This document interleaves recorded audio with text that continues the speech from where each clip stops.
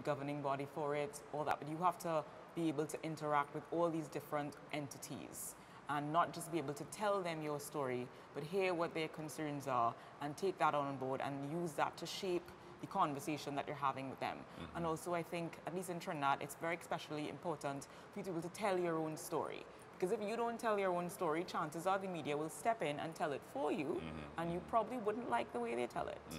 So if you practice good PR, if you listen to the things people are saying about your brand online, if you are be able to tell them the initiatives that you're undertaking that make a positive impact based on the sector that you're in, it's a lot easier to manage any negativities that may arise throughout the course of doing business, because crises happen. That's part of life.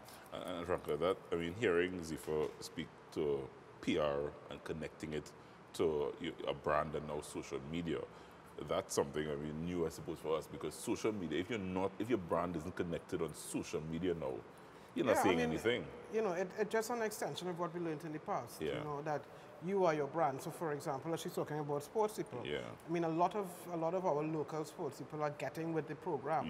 So you find a lot of sportsmen, particularly the ones, the elite athletes.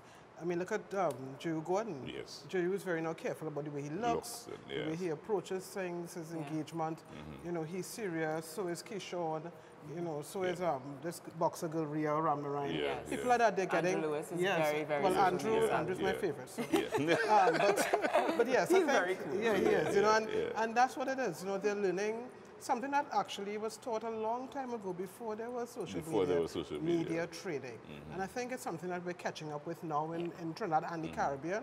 And it's something that was basic to the other athletes. You would never hear, for example, Tiger Woods make a comment that was off-key, because he was aware how that would affect his endorsements, his whatever, right? And I think that's something that people are learning now. But social media gives you that extra element of disaster.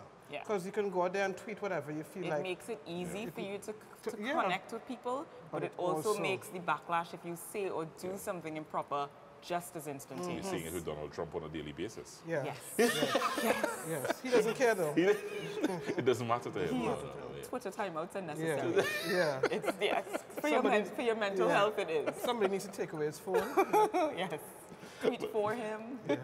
But that just shows, I mean, and I think Donald Trump, we're saying it jokingly, but he has taken the social media platforms and he used it, some may say, to his benefit and talking to his core in a way that we haven't seen before. He is hip, not young, he's hip, because he has taken, he's the first US president that we've seen taking social media as a form of communicating. He hasn't held a press conference in a while, because as far as he's concerned, he doesn't need to. He doesn't need to. So that art, it comes back to the art of interacting, conversing. If I need as a president to get a message out, I call the press conference, I speak directly to the reporters there, and they will get a sense of you know, body language says something. Frank, if I tell you, Frank, I love you.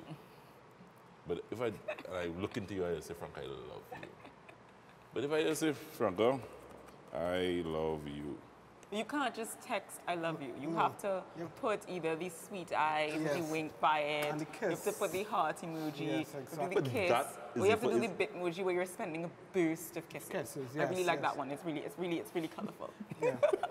And that would mean something a little different to you. Yes, but it does give texture to your text. It does. So that's all. Yes, emoticon apps. That's what they do. They allow you to contextualize and add color, as opposed to saying LOL. You don't really.